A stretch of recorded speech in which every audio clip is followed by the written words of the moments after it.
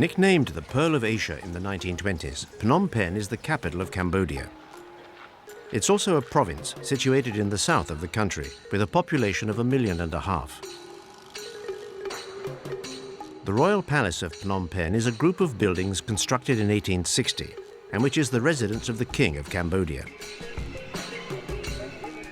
The present king is Norodom Sihamuni, who has reigned since 2004, but who has no power and very few special privileges.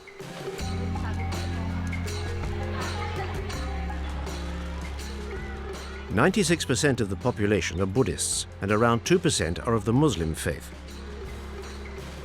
The rest are of different religions. The city developed greatly under French leadership, leaving many European and colonial-style buildings, especially along the boulevards. Today, Phnom Penh is the most populated city in Cambodia. It has recently been subject to very haphazard development, with no town planning whatsoever.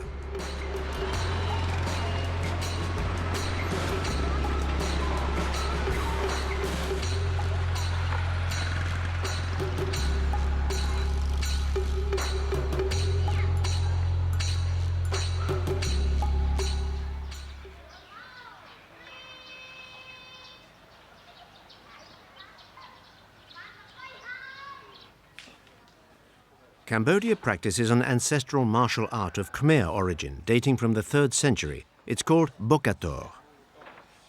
The Khmer people were illiterate, so their way of life was transcribed in the form of drawing, architecture, and sculpture. Khmer martial arts can therefore be seen engraved in the stone of many temples, monuments, and training halls. In Khmer, Bokator means strike or pound the lion. We know little of its origins. This 3rd century martial art was not codified until the 9th century under the reign of Jayavarman VII, the greatest king of Angkor.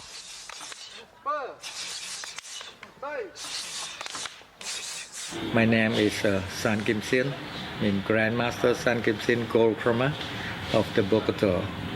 And I am Cambodia. And I am the revival of the Bokator during the Bokator was died more than 2,000 years ago, and now it's alive in Cambodia.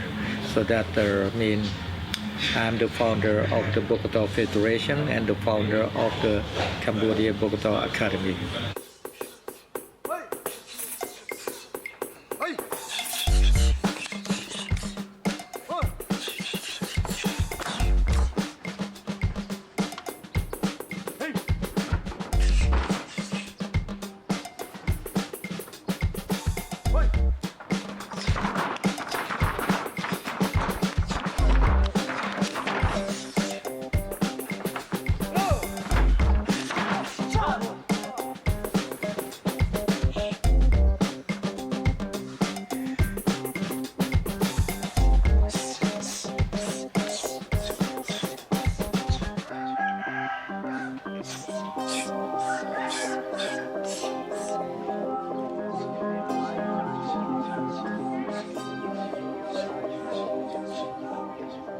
What is different about Bokator with the sport in Cambodia? We have separate. We call martial art.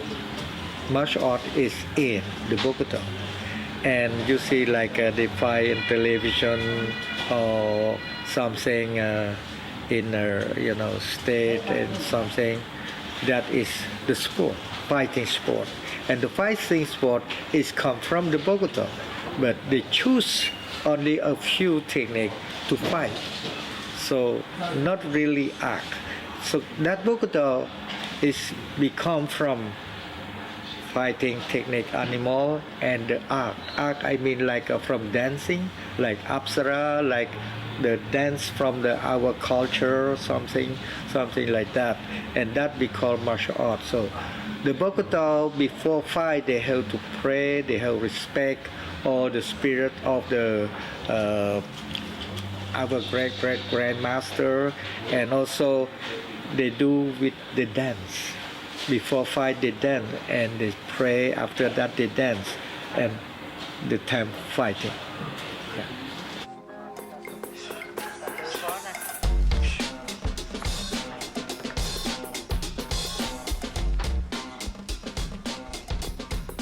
Under the regime of Pol Pot, various masters of the martial arts and adepts in general were systematically exterminated by the Khmer Rouge. A number of masters took refuge abroad, others simply stopped teaching. This was the case of Grandmaster San Kim Shan, who also fled abroad before returning to teach Bokator in Cambodia and opening several schools. Today he's considered the father of modern Bokator. Bokator is now going strong and waiting to be granted living heritage status by UNESCO. Nowadays, this martial art is practiced not only in Cambodia, but also in the United States and in Europe, particularly in France because of the former ties between the two countries.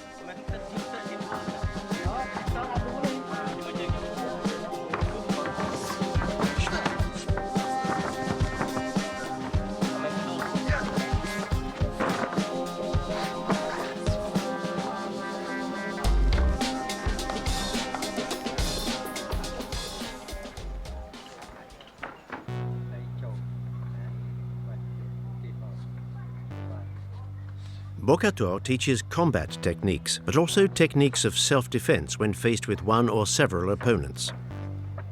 Learning Bokator includes mastering arm lock techniques. The advantage of these techniques is that they allow the fighter to control someone while reducing the risk of being hurt.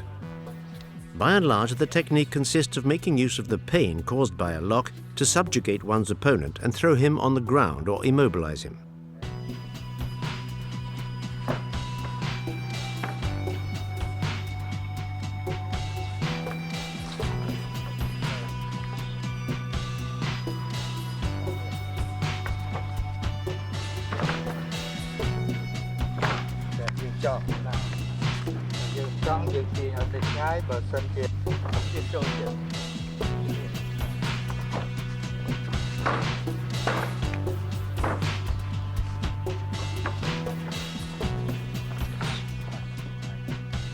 The Grandmaster teaches his students different arm lock techniques to choose from according to the situation that arises.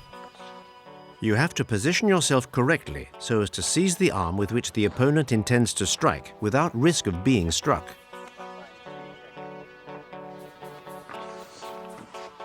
Manipulation of the joint causes progressive pain, and according to the strength applied, the arm lock is more or less violent.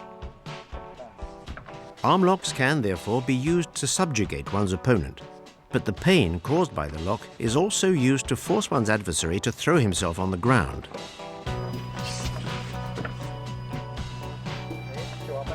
Managing to seize an arm so as to avoid being hit and thus controlling the attack can also allow a counterattack. This technique is as effective as an arm lock because it means the opponent is neutralized for some time. Bokator is therefore taught with two different approaches: the sports approach, where you learn combat techniques, and the martial approach, where you learn the culture and spirit of Bokator as well as self-defense techniques.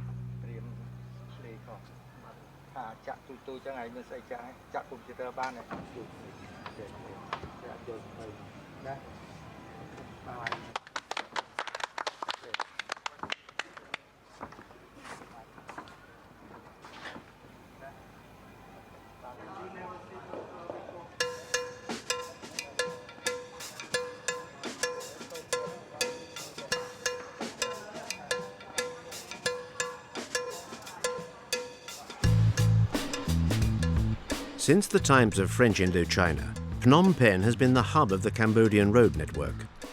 The capital is thus situated at the crossroads of all national roads serving the kingdom's provinces, as well as its neighboring states of Thailand, Laos, and Vietnam. Phnom Penh is a flourishing city, and since the 1990s has experienced considerable growth.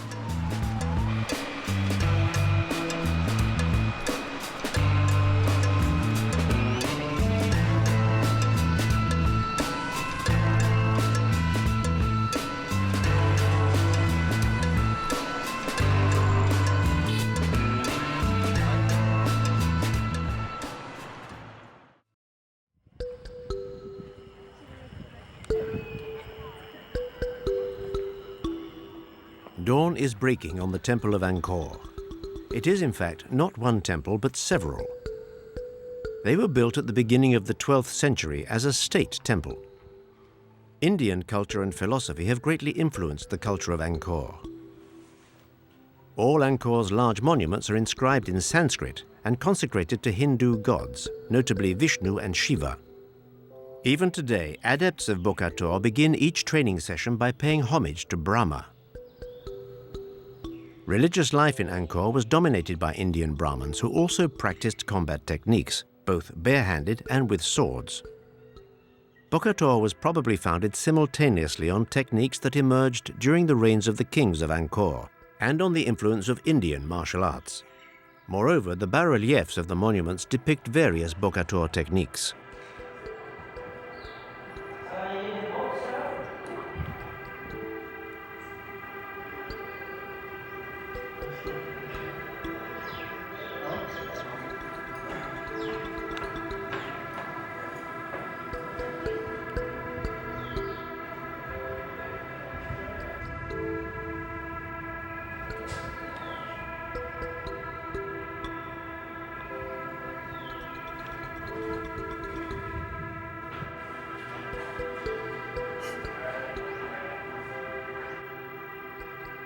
One of the best preserved temples in the Angkor temple complex is the Angkor Wat temple, the archetype of classical Khmer architecture.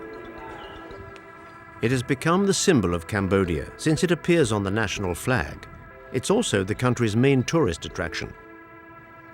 Angkor Wat combines two Khmer architectural bases for temples, the mountain temple side and the gallery temple side. It was designed to represent Mount Meru, the house of the gods in Hindu mythology. Moreover, Angkor Wat temple faces west, probably because it faces Vishnu. The temple's beauty and size are such that many consider it the eighth wonder of the world. It's classified among the UNESCO World Heritage Sites. The influence of the Brahmins declined with the spread of Buddhism almost 1,000 years ago.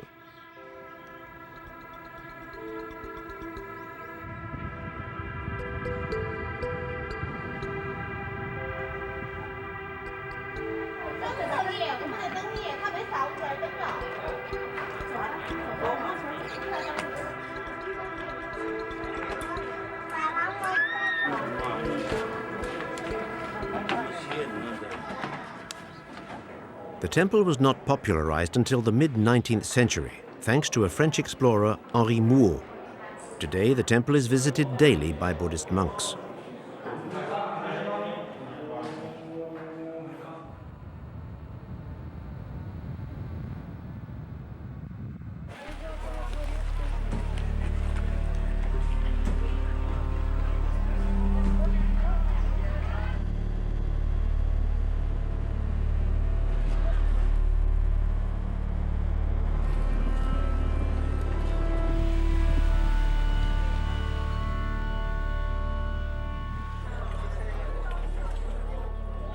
There are many engravings and statues representing gods, men, and animals.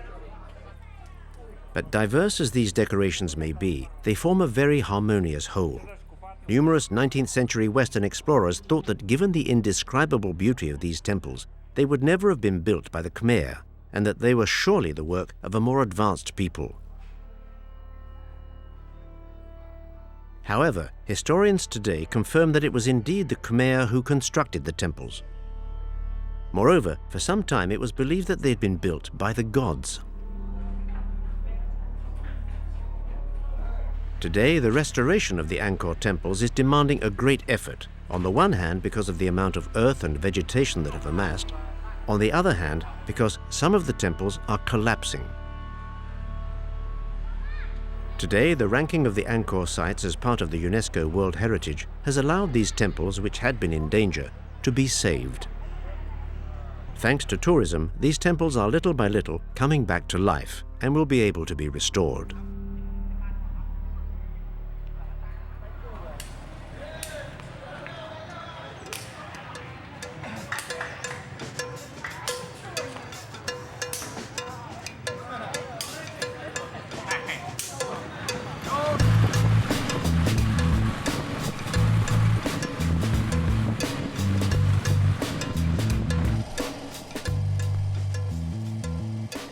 The temple is surrounded by 3 exterior galleries that prevent encroachment by the jungle, and above all, protect the site from invaders. On the outside of the exterior rampart, a 200-meter-wide moat surrounds the site. Today, the world and Cambodians are beginning to rediscover these treasures. However, the number of visitors is limited in order to minimize the impact of tourism and safeguard these ancient sites.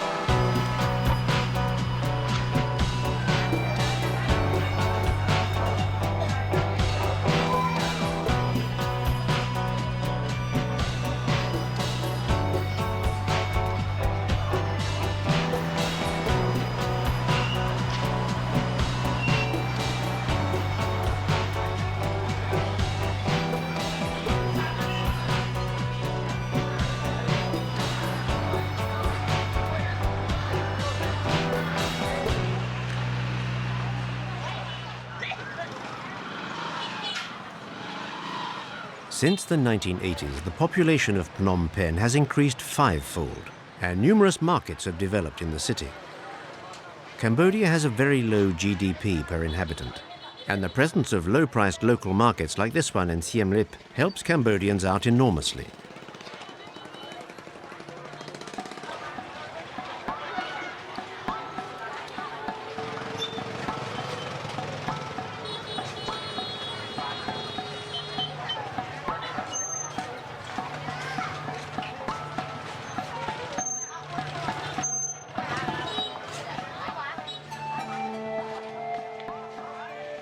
The banana fritter is one of Cambodia's specialities. The banana is cut in 2, flattened in a sheet of plastic, then soaked quickly in coconut milk, mixed with eggs and sesame seeds. It is then fried.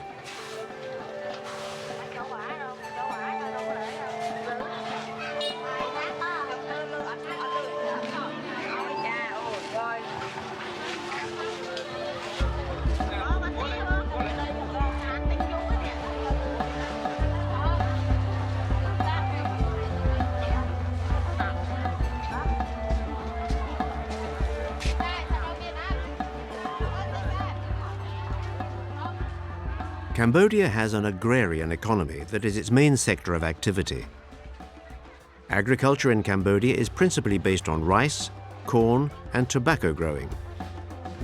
As for other sectors of activity, these include fishing, mineral resources, and forestry.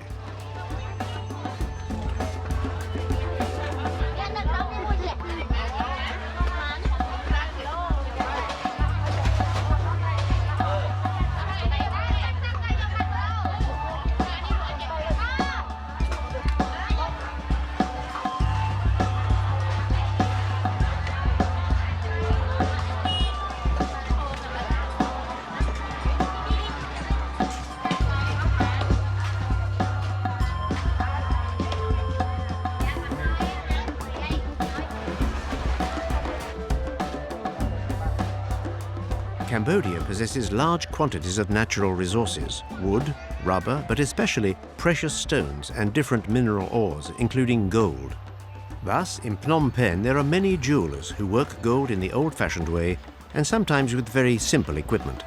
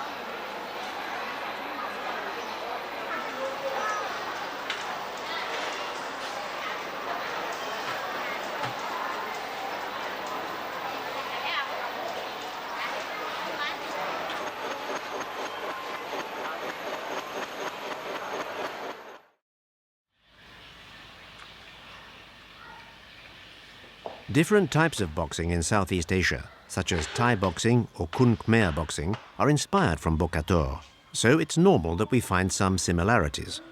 For example, in this way of protecting oneself by wrapping rope around the hands and wrists.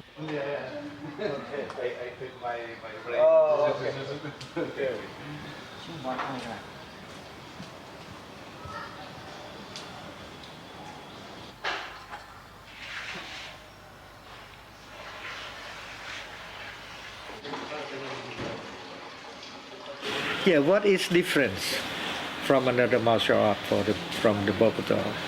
See, like I told you, Bokator is mean fighting with the lion and with the ox. So that we have many techniques, thousand.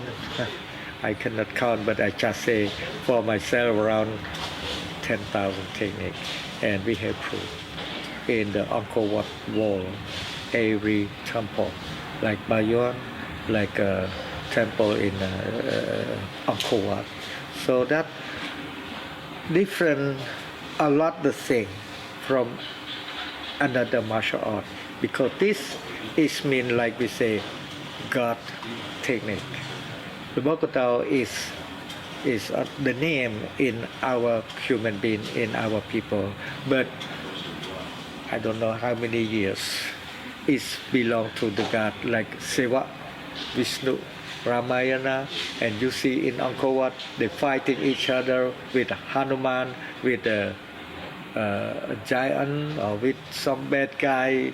Also that is they use the weapon and they use the hand power at that time. So that come from the God and to the people, and the people, our grandmaster, that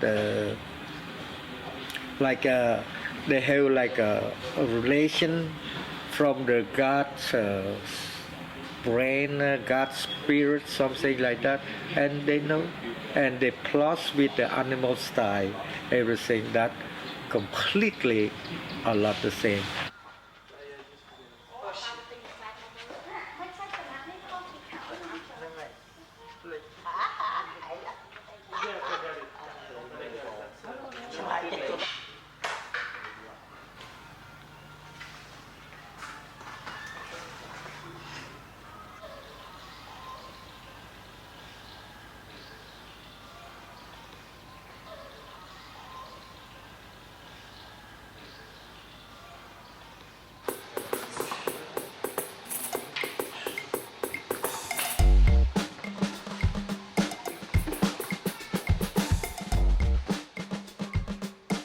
Unlike other countries in the world, in Southeast Asian countries, women are more frequently seen taking part in the martial arts, because martial arts are more culturally embedded than in Western countries.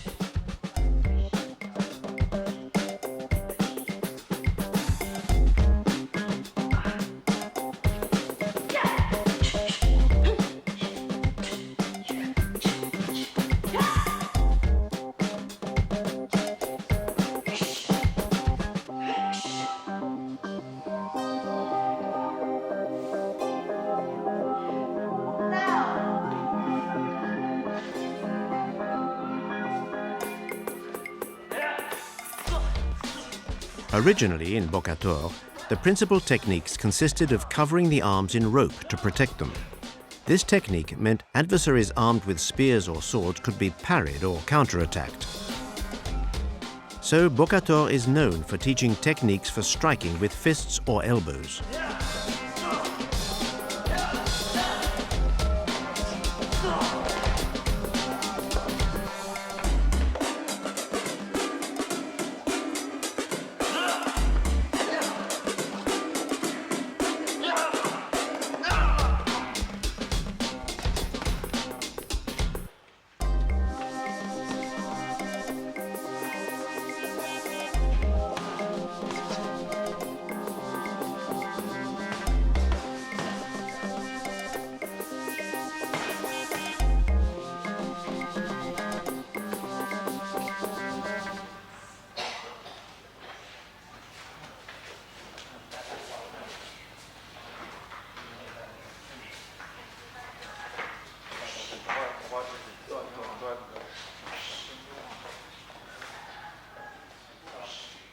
Bokator is becoming better and better known.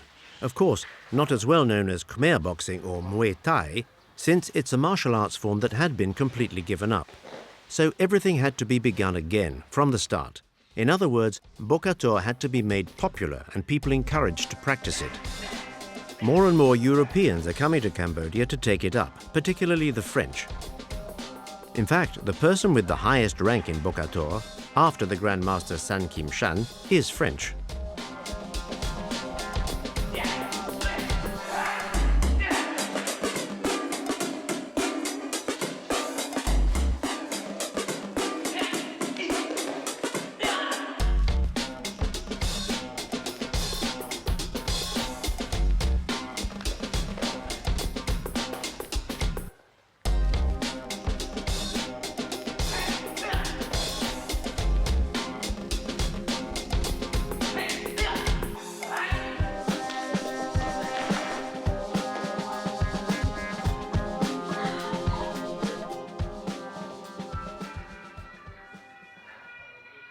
I push myself to survive Bokator in the future, because the Bokator have to go around the world the same thing another martial art they did before us.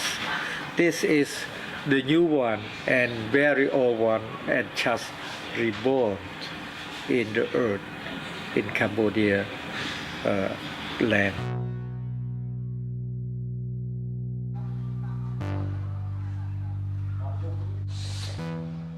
In Bokator, you learn hand-to-hand combat with punches and kicks and arm locks, but that's not all.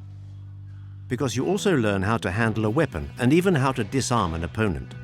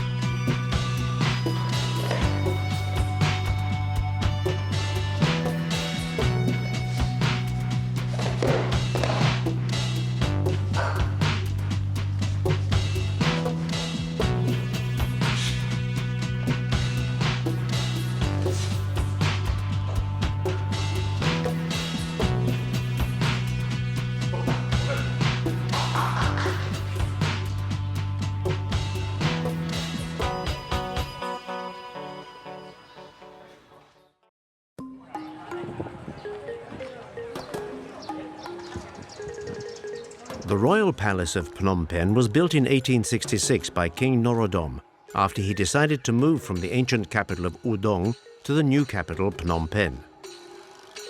Ultimately, the construction is quite recent given the history of Cambodia. Before that, Cambodia's stronghold was in Angkor. Henceforth, it was to be in Phnom Penh. This royal palace, which is composed of different buildings, is very representative of Khmer architecture. Despite a strong Brahmin influence, the main religion is now Buddhism. It's therefore normal to find a temple in honor of Buddha.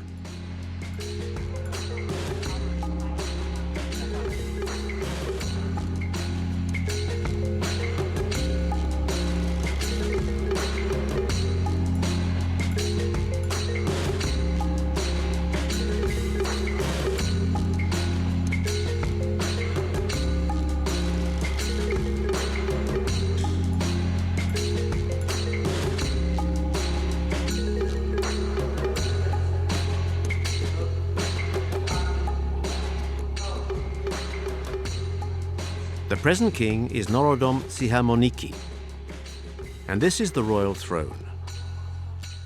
Moreover, the throne room is still used for different religious or royal ceremonies. And as in all kingdoms, gold is everywhere.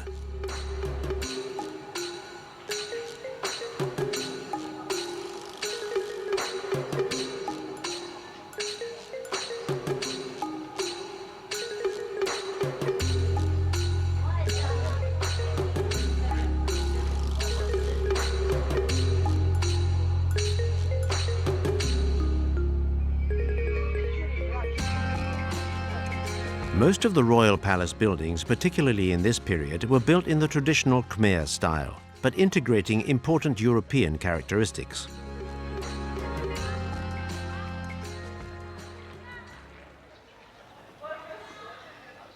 Cambodia has a heavy past, notably due to the crimes committed between the years 1975 and 1979. During the 4 years of the Pol Pot regime, the Khmer Rouge pursued a policy of extreme violence. The dictatorship resulted in more than 1 million deaths.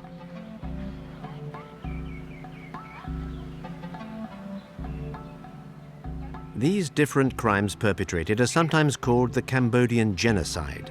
This designation was retained particularly during the trial of Pol Pot after his fall in 1979.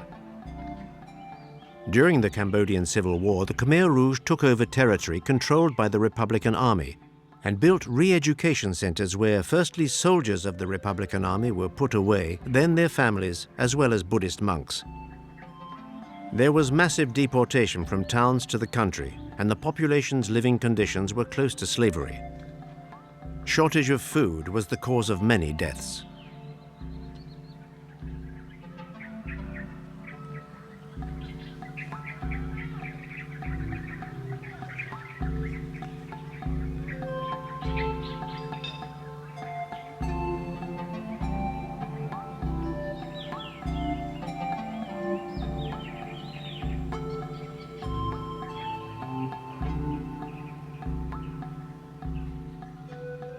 Today, bones or personal belongings of Cambodian genocide victims can still be found. Usually, the parents were executed by a bullet in the head, and the children had their heads smashed against a tree. There were more than 1 million victims of the Cambodian genocide. That's nearly 20% of the population.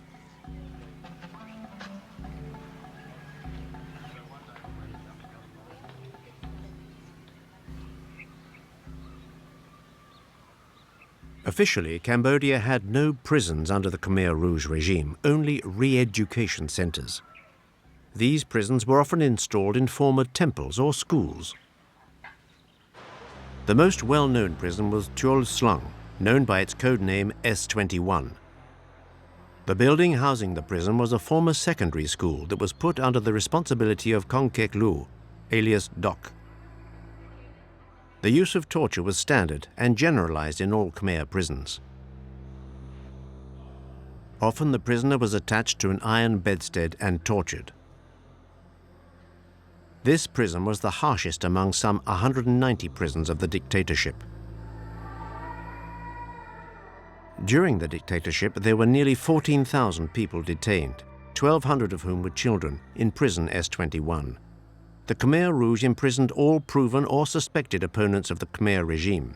They could be young or old people, workers, intellectuals, Cambodian diplomats or foreign diplomats. Among those imprisoned were women, children, and sometimes entire families. The guards were between 10 and 15 years old, and under the indoctrination of their elders, they rapidly became crueler than the adults. Sometimes there were nearly 100 executions a day, and Doc assigned specific days to kill certain types of prisoners. The former school, transformed into a prison for death, has been a museum since January 1980. The Khmer Genocide Museum is a strong reminder of the barbarity the Cambodians suffered during the dictatorship. Of all the prisoners, not one ever managed to escape. And when the camp was liberated, there were only 7 survivors.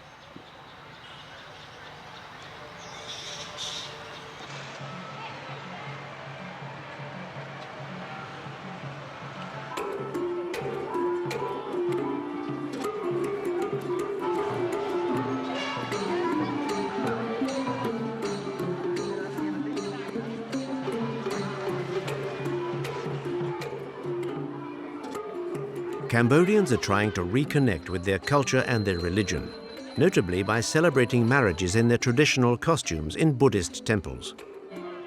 The collapse of the Pol Pot regime gave way to religious freedom. The majority of Cambodians are Buddhists, and in spite of this hegemony, there doesn't seem to be any religious persecution in Cambodia.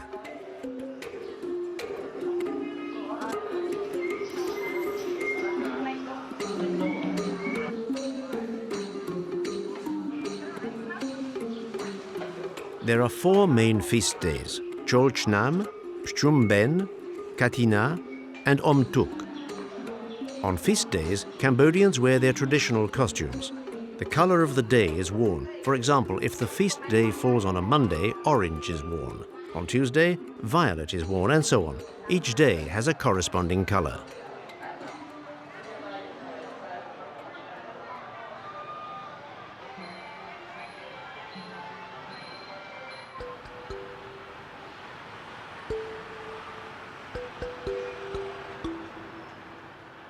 Since the 15th century, Buddhism has been the state religion, despite a short interruption during the Khmer Rouge regime.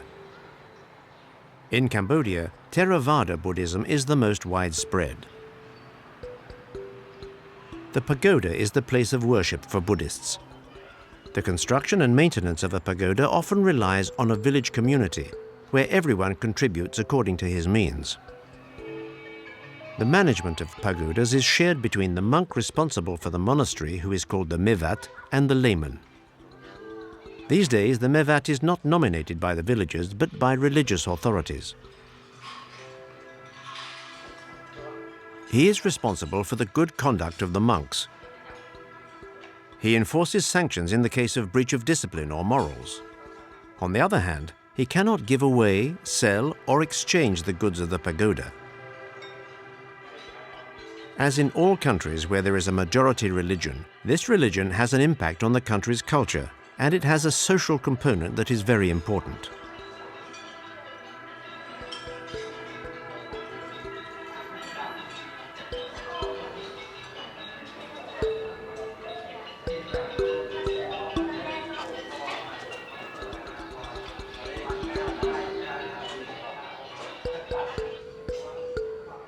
Before the restoration of the French protectorate, the pagoda was the only center of learning in the kingdom, and it was the custom for boys to make a short or long sojourn there to learn to read and write, learn sacred texts and moral values. Even though today there are schools, the pagoda continues to receive boys who want to become initiated into monastic life.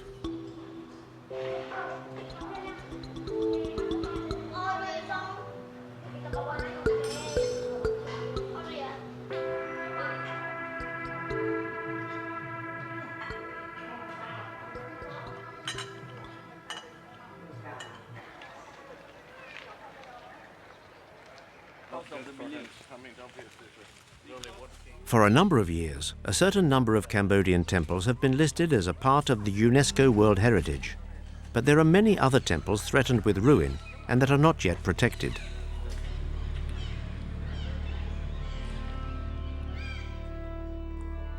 Many temples that are hundreds or even thousands of years old have been abandoned. They have only been rediscovered since the beginning of the 20th century. The Thap Rom temple, that today is sometimes called the Nature Temple, is one of the temples that is most taken over by the jungle, to the point of almost being part of it. At its construction, it was a Buddhist temple, but the succeeding king, being Hindu, destroyed the statues of Buddha.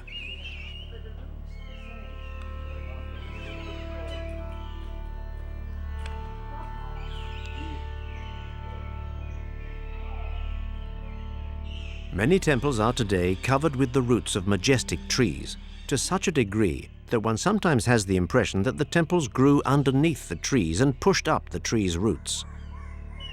However, there's no question of pulling up the trees, which now form an integral part of the architecture.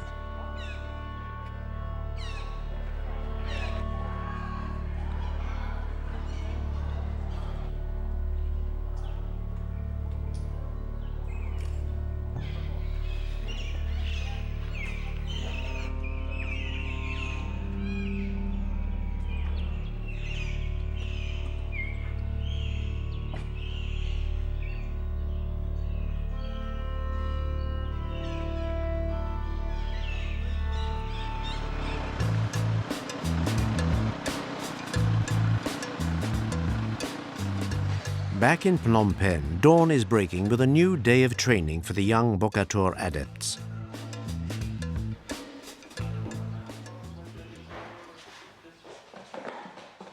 The inspiration of many other disciplines, Bokator is a very old form of martial arts that includes a great number of techniques, many now integrated into Muay Thai or by MMA. In boxing classifications, Bokator is a foot-fist form of boxing. The longest parts of the body are the legs, and so using the legs to attack or defend oneself in martial arts becomes very interesting. The attack range is longer with the legs, which means enlarging the defense and attack zone. That is why many training sessions are devoted to bodybuilding and suppleness of the lower half of the body. You have to have strong legs and be able to combine foot and fist attacks.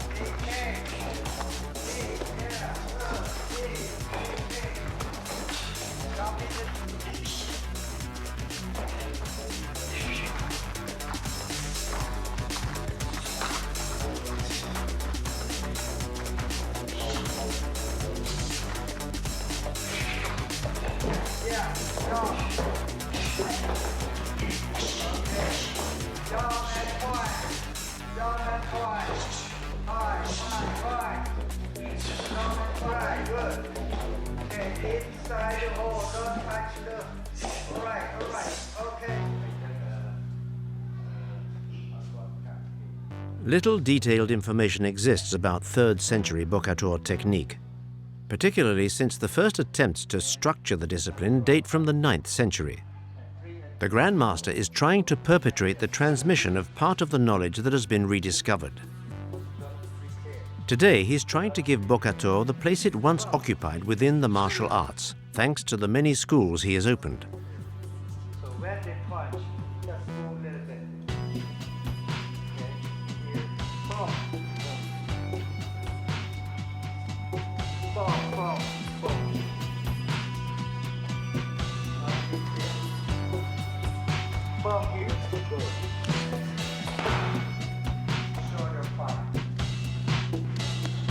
Shoulder fight, shoulder kicking.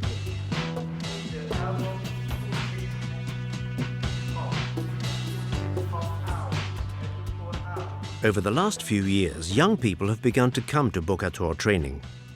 There are very few enthusiasts, if you compare it, for example, to Muay Thai. But Bokator has become a real religion for Grandmaster Samkin Shen, who masters almost 8,000 techniques in the discipline.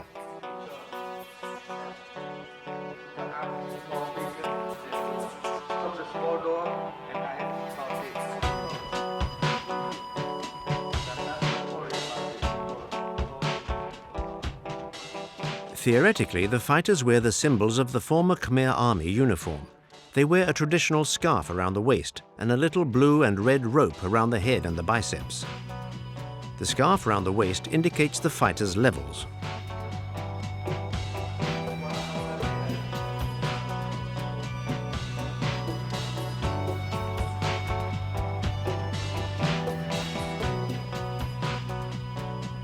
Bokator also has a psychological aspect. That's why the boxers do breathing exercises. In the old days, many boxers would recite Indian mantras to assure them victory in the fight.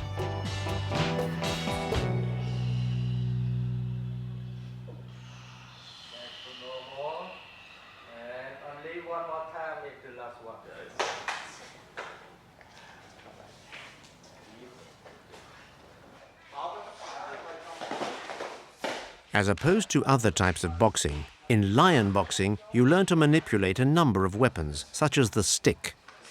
This is a very complete discipline in itself, since you learn techniques of self-defense and how to handle a weapon, but also how to use your fists and feet effectively in unarmed combat. Do all the document technique, movement, sand, 3rd degree and 4th degree, between that you are instructor.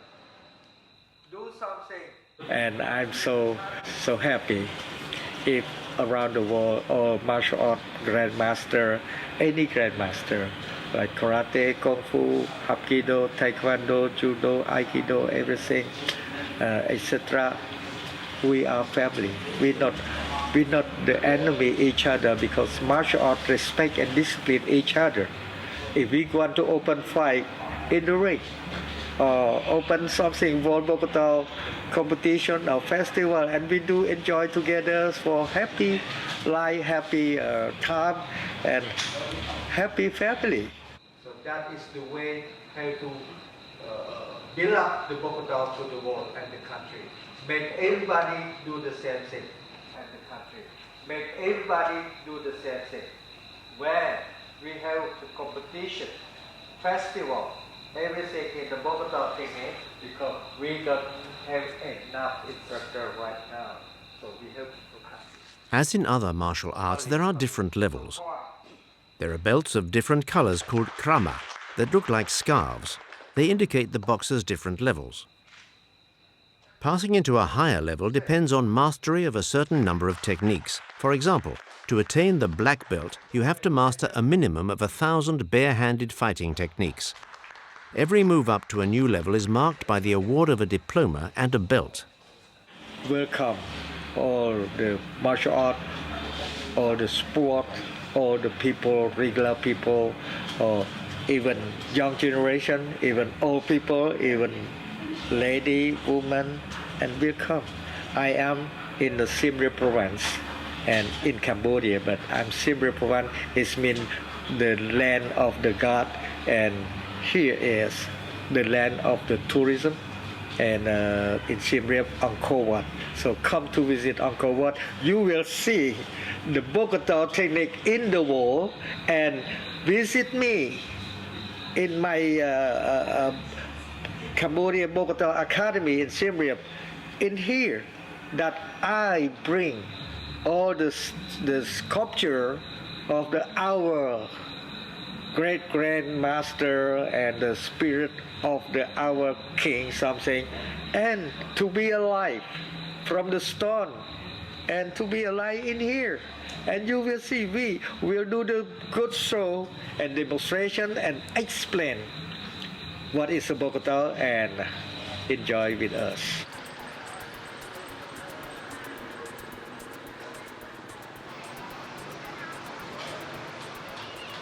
Cambodian cuisine is very influenced by Vietnamese, Chinese and French cuisine. For that matter, Siem Reap is a very lively city, both day and night. After their day's work, many Cambodians go out for a drink or for dinner.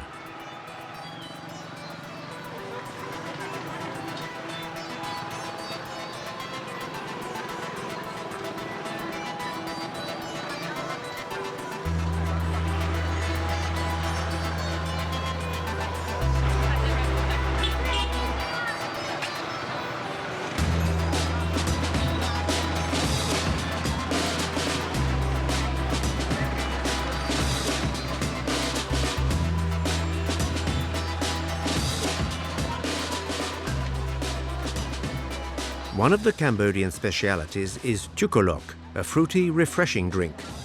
It's an iced drink with mixed fruits, crushed ice, eggs, milk and sugar.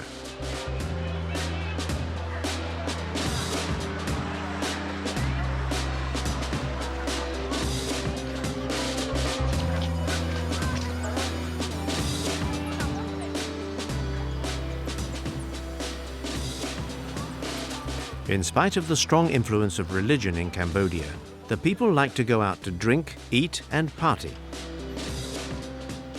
In Cambodia, and most particularly in Phnom Penh, there is a mixture of modernism and traditionalism. It's the very picture of a country in full growth.